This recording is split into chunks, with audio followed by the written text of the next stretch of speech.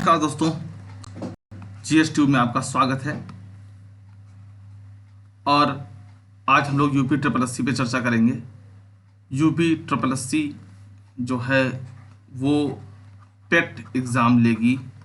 अब आपको तो, अगर आप यूपी से हैं तो आपको ये पता ही होगा। अब समूह गा और समूह घा, मतलब सी और डी जो क्लास की जो जॉब है उत्तर प्रदेश में, उसके लिए यूपी ट्रिपल एस सी ने पेट को कंपलसरी कर दिया है। ठीक है, प्रिलिमिनरी एग्ज़ाम टेस्ट। ठीक, तो चैनल को सब्सक्राइब अभी तक नहीं किया है आपने तो कर लीजिए, जीएस ट्यूब सब्सक्राइब कर लीजिए भाई, और बेल आइकन पर को भी प्रेस कर लीजिए। चलिए, मैं आपको ऑथेंटिक जानकारी देना चाह रहा था, इसलिए मैंने जो सरकारी कागज़ है उसको निकाला है। ये 20 फरवरी को आया था, जैसा कि आप यहाँ डेट देख सकते हैं। ठीक, चलिए आइए आपको और बताते हैं इसमें माइनस मार्किंग है या नहीं है, क्या सब्जेक्ट कितना पूछा जाएगा वो सब हम लोग देखेंगे, कितने क्वेश्चन आएंगे और कितने समय में करना होगा। ठीक है, वो सब हम लोग बात करेंगे। तो देखिए, ये जैसा कि आप देख रहे हैं कि ये सरकारी दस्तावेज आपके सामने है, और ज़रा विषय पढ़ लीजिए। तो प्रारंभिक अर्हता परीक्षा, जिसे आप पेट्स कहते हैं, प्रिलिमिनरी एग्ज़ाम टेस्ट। ठीक है, उसका कार्यक्रम, उसका पाठ्यक्रम, ये विषय है। चलिए आइए समझते हैं।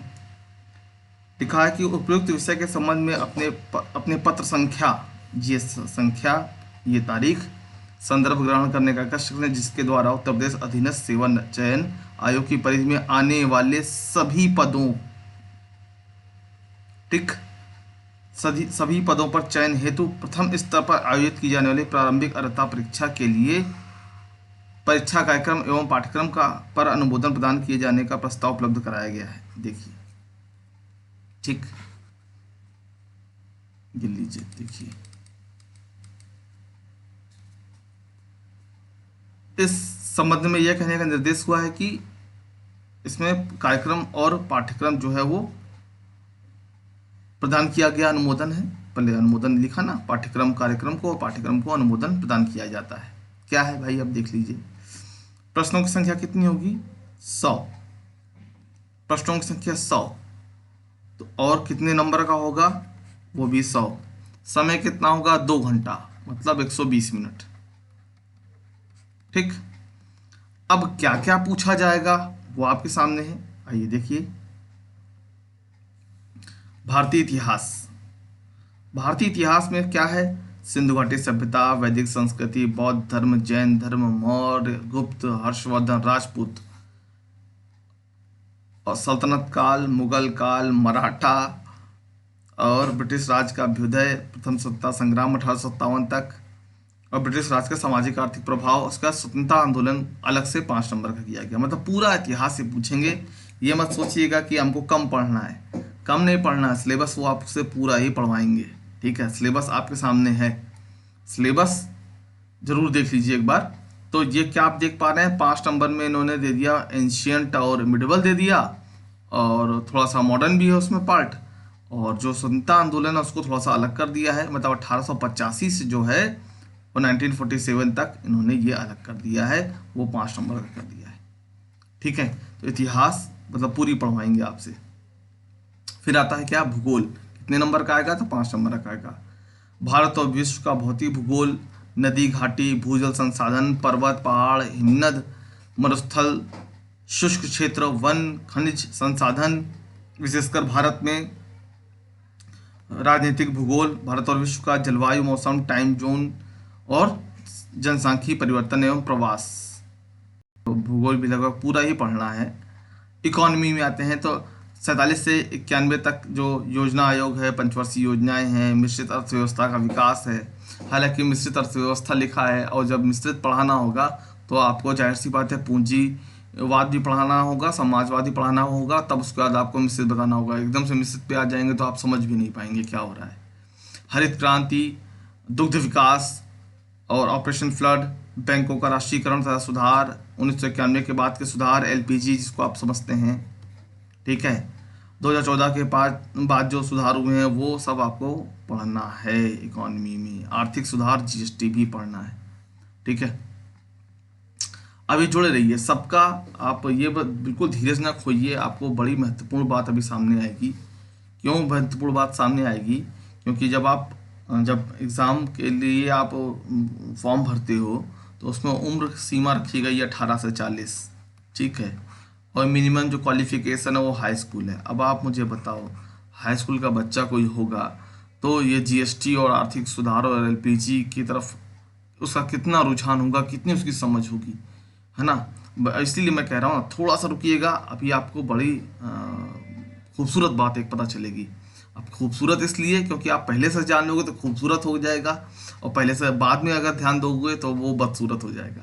तो ज़रा सा ध्यान दीजिएगा बस। तो भारतीय संविधान और लोक प्रशासन, पब्लिक एडमिनिस्ट्रेशन क्या है?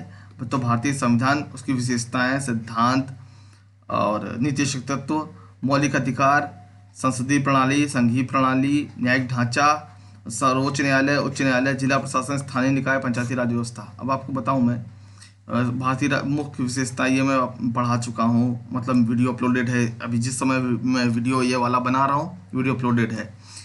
मौलिक अधिकार एवं कर्तव्य ये अपलोडेड है। संसदीय शासन प्रणाली पढ़ाना है। संघीय प्रणाली मैंने पढ़ाया है, हालांकि अभी और भी पढ़ाना है। न्यायिक ढांचा अभी पढ़ाना है। तो मतलब ऐसा नहीं है। तो आप चाहें तो पॉलिटी का वीडियो जो अपलोडेड है आप उसको देख सकते हैं शुरुआत से ही, ठीक है। खैर इन्होंने पूरा पूछा है। अब बताइए, सामान्य विज्ञान भी है जिसमें भौतिक विज्ञान है, रसायन विज्ञान है, जीव विज्ञान है। फिर क्या है? अंक गणित है। ध्यान दीजिएगा, अंक गणित है, उसमें बीज गणित या रेखा गणित नहीं है, अंक गणित है, ठीक है। तो क्या है? पूर्ण संख्या, भिन्न दशमलव, प्रतिशतता और साधारण अंकगणितीय समीकरण, वर्गमूल एवं वर्ग, घातांक एवं घात, औसत। औसत के साथ साथ देखिए अंक गणित लिखा है तो हो सकता है लाभ हानि भी कभी पूछ दे। हाँ, तो ये लाभ हानि, औसत, प्रतिशतता, खैर ये सब तो दिया हुआ है। लाभ हानि नहीं लिखा है तो हो सकता है लाभ हानि का भी आ जाए तो ज़्यादा परेशान और ज़्यादा अचंभित नहीं होंगे, ठीक है। सामान्य हिंदी, हिंदी भी इन्होंने ठीक ठाक पूछ रखी है सब कुछ। इंग्लिश में इन्होंने कहा है कि केवल अंग्रेजी व्याकरण पूछेंगे और अपठित गद्यांश पूछेंगे। अपठित गद्यांश का मतलब एक पैराग्राफ आपको दे दिया जाता है, उसके आधार पर नीचे जो क्वेश्चन होते हैं वो पूछ लिए जाते हैं, उसके आंसर, जो क्वेश्चन है उसके आंसर इसी पैराग्राफ में छुपा होता है, ठीक है। वो पूछेंगे 5 नंबर का। उसके बाद लॉजिकल रीजनिंग है, लॉजिक और रीजनिंग है, वो है 5 नंबर का। करंट अफेयर है आपका 10 नंबर का। ये देखिए करंट अफेयर आपका 10 नंबर का है। जनरल अवेयरनेस, जनरल अवेयरनेस का क्या मतलब है? देश और देश की राजधानी, मुद्रा, मतलब कहाँ पे क्या चलता है आपसे पूछ लेगा। लीरा कहाँ की मुद्रा है, टका कहाँ की मुद्रा है, हाँ। तो ये सब आपको, या इंग्लैंड की क्या मुद्रा है, ये सब आपको पता होनी चाहिए इस तरीके से। तो भारत के राज्य और संघ शासित क्षेत्र, ये तो खैर आप भूगोल में ही पढ़ लोगे, ये भी भूगोल में आप पढ़ लोगे। भारतीय संसद, राज्यसभा, लोकसभा, विधानसभा, विधान परिषद, ये सब भी आप चलो राज्य व्यवस्था में पढ़ लोगे। मतलब सामान्य जागरूकता के लिहाज से भी आपको प्रश्न यहाँ होंगे। राष्ट्रीय और अंतर्राष्ट्रीय दिवस, जैसे कि आपसे पूछ लिया तंबाकू दिवस कब है, वन दिवस कब है, विश्व खाद्य दिवस कब है, युवा दिवस कब है, इस तरीके से। पर्यटन स्थल कौन कहाँ पे स्थित है। कला और संस्कृति आपसे पूछ दे कि कुचिपुड़ी कहाँ का डांस है, ठीक है, या भरतनाट्यम कहाँ का डांस है, या बिहू कहाँ का डांस है। तो ये सब चीज़ें। भारत और विश्व के खेल, भारतीय अनुसंधान संगठन, प्रसिद्ध पुस्तक और लेखक, इस तरीके से। पुरस्कार और उसके विजेता, जलवायु परिवर्तन एवं पर्यावरण। यहाँ अच्छा खेल लिखा हुआ है, खेल का खास तौर पे ध्यान रखिएगा। फिर यहाँ पे हिंदी वैसे ही पूछी जाएगी भाई, कि 2 गद्यांश दे दिया जाएगा आपको, हालांकि हिंदी का वेटेज ज़्यादा है, आप देखेंगे यहाँ पर 10 नंबर का ये है, ऊपर आपने 5 नंबर का देखा कि वो दे रहा था आपको व्याकरण टाइप, वो अलग से जो सामान्य हिंदी टाइप है वो आपको देखिए। ये सामान्य हिंदी, हिंदी का वेटेज ज़्यादा है इंग्लिश के मुकाबले, लेकिन फिर भी बहुत सारे लोगों को हिंदी में भी बहुत समस्या रहती है, ठीक है। तो अपठित गद्यांश का वही मतलब कि भाई 2 पैराग्राफ दे देगा, पैराग्राफ पढ़िए और इसके आधार पर जो नीचे प्रश्न दिए हैं उसका उत्तर दीजिए, इस तरीके से, है ना। फिर ये डीआई है, डाटा इंटरप्रिटेशन और ग्राफ, ये सब चीज़ें आपसे पूछी जाएंगी। अब देखिए आगे पढ़िए क्या लिखा है। क्रमांक 1 से 9 पर अंकित शैक्षणिक विषयों से संबंधित प्रश्नों की जो कठिनाई का स्तर है, डिफिकल्टी जो लेवल है, वो एनसीईआरटी द्वारा निर्धारित सीनियर सेकेंडरी स्तर का होगा। अब ध्यान दीजिए इस बात का। अब जीएसटी पे जो क्वेश्चन बनेगा वो सामान्य व्यवहार के आधार पर बनेगा, वो एनसीईआरटी लेवल उस पर आप नहीं ढूंढने लगेंगे। ठीक है, तो यही आपको समझना है। यहाँ पर जो 10th का मिनिमम लेवल रखा गया है, ये कह जरूर रहे हैं एनसीईआरटी लेवल का होगा, लेकिन ऐसा मुझे होता दिख नहीं रहा है कि वो एनसीईआरटी लेवल का होगा। ठीक है, इस चीज़ को आप मुझे लगता है बेहतर समझ रहे होंगे। इसके अलावा एक चीज़ और आपको से अभी बात करूंगा मैं कि इसमें करीब मेरे हिसाब से 25 से 30 लाख फॉर्म भरे जाने हैं। ठीक है, तो अभी इस पर मैं बात करूंगा, लेकिन बाकी का भी 2 पॉइंट और बचा है, बस उसको पढ़ लेते हैं। परीक्षा का प्रकार कैसा होगा? वस्तुनिष्ठ प्रकृति का होगा। वस्तुनिष्ठ प्रश्न प्रकृति का वह प्रश्न पत्र बहुविकल्पी प्रश्नों पर आधारित होगा। मतलब कि एक प्रश्न दिया होगा, उसके 4 विकल्प दिए होंगे, इस तरीके से होगा। ठीक है, माइनस मार्किंग भी है। कितनी है? तो 1/4। 1/4 मतलब सही प्रश्न में आपको 1 नंबर मिलेगा तो चौथाई अंक गलत में कट जाएगा। तो ये चीज़ थोड़ा सा आप ध्यान दीजिएगा। तो अगर आपको अभी तक नहीं पता था कि माइनस मार्किंग है कि नहीं है, तो मुझे लगता है अब बहुत क्लियर हो जाना चाहिए कि भाई माइनस मार्किंग है। ठीक है, अब अभी तक तो हम लोगों ने जो देखा, जो लिखा हुआ है वो देखा। अब हम लोग बात उस पर करेंगे जो यहाँ पर नहीं लिखा है, जिस पर हमारा ध्यान जाना चाहिए। ठीक है, चलिए चलते हैं उस पर, ज़रा सा ध्यान ले चलते हैं आपका। देखिए, मैंने अभी आपसे कहा कि 25 से 30 लाख फॉर्म भरे जाएंगे, तो जाहिर सी बात है इतने लोगों का एग्ज़ाम एक बार में नहीं होगा। एक बार में नहीं होगा ना, तो जाहिर सी बात है ये कई चरणों में पेपर होगा। हो सकता है 5 चरण में हो सकता है 6 चरण में हो सकता है 10 चरण में हो। कोविड की जो स्थिति दिखाई पड़ रही, हो सकता है कि और भी चरण बढ़ाने पड़े। ठीक है, चरण मतलब कि एक ही बार में नहीं होगा, वो कई बार में होगा। तो कई सेट पेपर बनेंगे। जब कई सेट पेपर बनते हैं तो ध्यान दीजिए, इधर उधर की बात ज़्यादा होती है, कठिनता का स्तर ज़्यादा होता है। अब आप देखते हैं कई बार जो ए बुकलेट है या कहें कि जो पहला चरण है उसमें आसान प्रश्न है, जो चौथा 5वां चरण है, 6ठा 7वां चरण, उसमें थोड़ा कठिन प्रश्न हो गए। हाँ, तो ये आपको देखने को मिलेगा। तो इस आप ये नहीं सोच सकते हैं कि डिफिकल्टी का लेवल यही होगा। ये तो सिर्फ कह रहे हैं, ये सैद्धांतिक बात है। व्यवहार में इससे कहीं अलग आपको देखने को मिलेगा। ठीक है, तो आप ये मत सोचिए कि इसमें लिखा है कि 10 में जो 10 पास कर चुके हैं फॉर्म भर सकते हैं, या इसमें लिखा है एनसीईआरटी के जो सीनियर सेकेंडरी लेवल का है वही रहेगा। नहीं, इस पे मत चलिए। आपको एक ठोस तैयारी करनी है, एक बेहतर तैयारी करनी है। क्यों तैयारी करनी है, उसके और भी रीज़न दे देता हूँ। एक रीज़न मैं दे चुका हूँ कि भाई ये एक बार में पेपर नहीं होगा, ये कई बार में पेपर होगा। कई चरणों में होने के नाते इतने सारे क्वेश्चन ये लोग भी कहाँ से लाएंगे, इनकी भी मजबूरी होगी, तो ये कुछ ना कुछ डेंजर जोन में भी जाएंगे। तब आप वहाँ पे ये शिकायत नहीं कर सकते, अरे भाई देखो आपने तो कहा था कि सीनियर सेकेंडरी लेवल का करेंगे। हाँ, तो ऐसा आप नहीं कर सकते। ऐसा कोई दावा तो सरकार सुनती नहीं है। आप में से जितने लोग पेपर दे चुके हैं सब जानते हैं ये सब बातें। तो ठीक है, इसमें अब ज़्यादा मेरा वजन देने का कोई मतलब नहीं है। आप सब समझ सकते हैं, ये कोई शिकायत करने तो हम लोग जाएंगे नहीं। दूसरी बात, एक तो सबसे बड़ा कारण कि जो यहाँ पर 1 नंबर पॉइंट लिखा उसको नहीं मानने का, मैंने आपको बता दिया कि भाई देखो ये लिखा है लेकिन ऐसा होने वाला नहीं है। ठीक है, हमको और अच्छी तैयारी यहाँ पर क्यों करनी चाहिए, उसका दूसरा कारण सुनिए। अगले साल यूपी में चुनाव है 2022 में। ठीक है, और 2 साल से स्थिति ये है कि आदमी केवल जी रहा है, मर रहा है, यही कोरोना की ही न्यूज़ आ रही है। किसी प्रकार की कोई नियुक्तियां कोई खास हो नहीं पाई हैं, रोजगार के मामले में नहीं हो पाई हैं। अब सरकार को जाना है चुनाव में।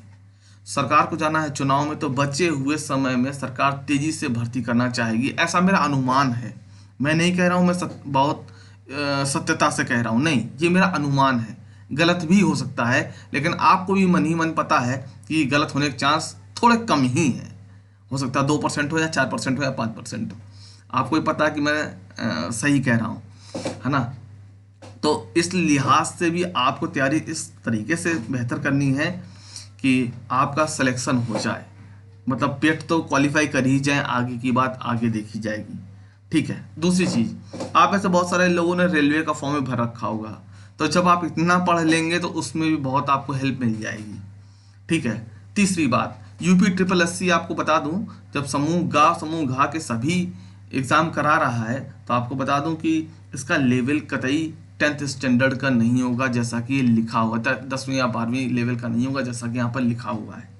ठीक है, आपको स्पष्ट कह देता हूँ, ये यूपी ट्रिपल एससी एक ठीक ठाक स्टैंडर्ड रखेगी, ठीक ठाक स्टैंडर्ड रखेगी। वहाँ पर आप फिर इस बात को नहीं कह सकते कि भाई आपने तो कहा था कि इस लेवल की चीज़ होगी, आप ये बात नहीं कह सकते। तो पहली बात कि ज़्यादा लोग भरेंगे तो कई चरणों में होगा, तो आपको तैयारी ठीक करनी पड़ेगी, क्योंकि कई बार आप देखते हैं कोई सेट कठिन प्रश्नों का हो जाता है, या कोई परीक्षा आप देखेंगे बुकलेट कठिन मिल जाती है, ऐसा कुछ कई चरणों में होने के नाते एक तो ये बात होती है, कोई पेपर कठिन बन जाता है। दूसरी चीज़, चुनाव है, चुनाव में सरकार को जाना है तो इससे बहुत तेज़ी से भर्तियां उनको करनी है, क्योंकि पिछले 2 साल में तो ज़्यादा कुछ काम हुआ नहीं। सरकार क्या उपलब्धि लेकर के जाएगी? ठीक है, कोई मतलब कोरोना में को लेकर के जाएगा, लाशें गिनाई जाएंगी, ऐसा तो होगा नहीं। तो रोजगार के पर्याप्त अवसर मुझे लगता है यहाँ पर दिखाई दे रहा है। तीसरा, जो लेवल है उसको आप अगर ऊंचा खुद भी रखेंगे तो बेहतर रहेगा अन्य एग्जाम के लिए भी। आप जितना अपना लेवल हाई रखेंगे उतना आप यूपी ट्रिपल एससी की अधिक से अधिक परीक्षाओं के लिए अर्हता रखेंगे। मतलब आपको एक बार सिलेबस पढ़ चुके होंगे। रेलवे का भी जो एग्ज़ाम है वो, या अन्य कोई एग्ज़ाम है वो आपके लिए ज़्यादा बेहतर स्थिति में होंगे आप एग्ज़ाम देने के। ठीक है, तो ये आपसे मुझे कुछ बातें करनी थी। जल्द ही मैं इसके लिए भी कोर्स लाने वाला हूँ, और सिलेबस आपको आज दिखाई दिया है। मेरा कोशिश होगा कि मैं शुरुआत से मतलब आपको एक जीएस का पॉइंट लेकर के चलूँ। तो वीडियो जो होंगे आपके वो थोड़ा से लंबे होंगे, क्योंकि समय नहीं है। क्यों नहीं है कि देखिए मई तो बीत गया, आज कल में बीती जाना है। अभी मत कहिएगा सर आप कल का दिन बाकी है, तो आज कल में बीती जाना है। क्या बचा? 6-7 महीने बचे। 6-7 महीने में सरकार को तेज़ी से भर्ती करनी है, तो मुझे नहीं लगता ये एग्ज़ाम ज़्यादा लेट करेंगे, ये ज़्यादा लेट नहीं होने वाला है। तो अगर अभी भी आप कुछ इधर उधर में इफ्वट में है तो ध्यान दीजिए, इफ्वट मत लगाइए, शुरू कीजिए। फॉर्म नहीं भरा है तो भर लीजिए, 21 जून इसकी लास्ट डेट है। 21 जून इसकी लास्ट डेट है, 21 जून 2021। ठीक है, जनरल और ओबीसी का 185 है, SC ST का 85 है, और दिव्यांग का 25 है, तो उसको भर लीजिए। लेट करने से कोई फ़ायदा नहीं है। और आपकी जो क्लासेस मैं दूंगा वो थोड़ा सा लंबी होगी, लंबी इसलिए क्योंकि समय नहीं है। ठीक है, उम्मीद करता हूँ आपको बात समझ आई होगी। कोई प्रॉब्लम हो तो आप अपना सवाल कर लीजिएगा कमेंट बॉक्स में, कोई बात समझ नहीं आई है या कोई और चर्चा चाहते हैं तो। फिलहाल चैनल को सब्सक्राइब कर लीजिए, वीडियो को लाइक कीजिए, अपने दोस्तों के साथ शेयर कीजिए। इस बात को यहीं पे विराम देता हूँ। आप सभी का बहुत बहुत धन्यवाद, बहुत बहुत आभार।